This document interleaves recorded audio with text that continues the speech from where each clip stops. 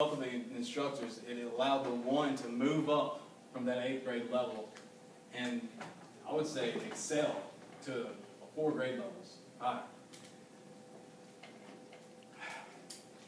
And this becomes a very important aspect of education, you might say.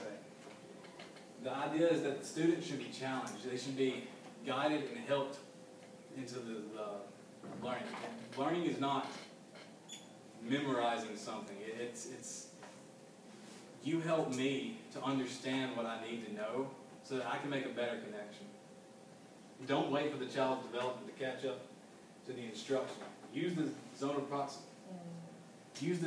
proximal development to help further the development of the child. Learning, which has traditionally been oriented towards developmental levels that have already been reached, is ineffective from the viewpoint of the child's overall development, as it does not challenge the child. It does not aim for a new stage of the developmental process, but rather lags behind the process. Thus, the notion of the zone of proximal development enables us to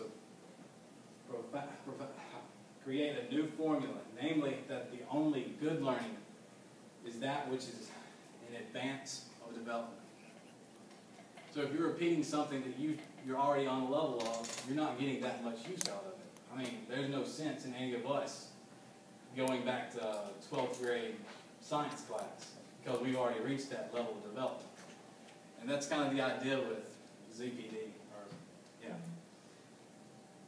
You want to be able to push your students and help guide them, like kind of pull them along, so to say.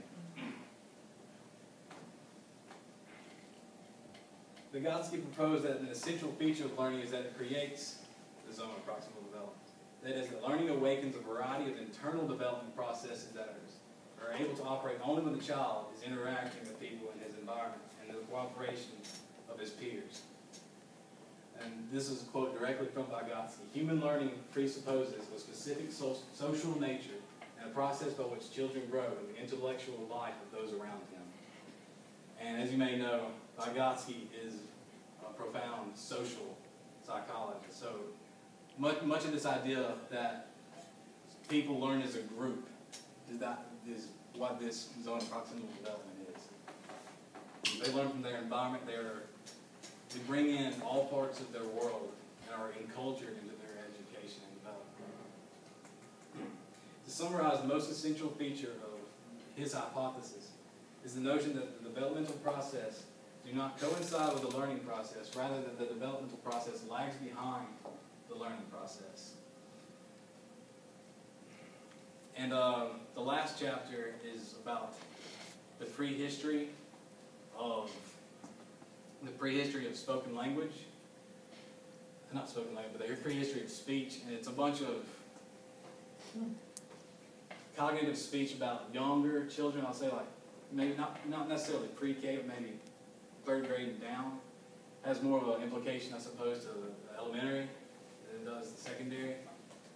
But it talks a lot about how drawing is a form of communication, writing is a form of communication. Like early, just certain scribbles is a way of a means that these children try to communicate and develop these connections that they can learn. Like he said, Vygotsky is very into the idea that speech is learning.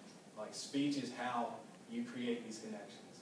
Any kind of communication is developed. And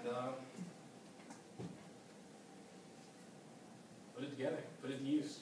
Is that it? That is it. Round of applause.